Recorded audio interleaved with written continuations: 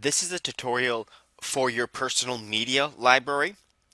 Your media library can be accessed by going to any website on your mobile and desktop sites and then going to options and then your media library. And it doesn't really matter which site you're on because you can always change the media and the site by clicking here and choosing which site you want to view. And your media library is basically all the images you have used and uploaded into your site and any images you've used from the public library. So you can access the individual sites or click any site you own at the very top to access all of your images.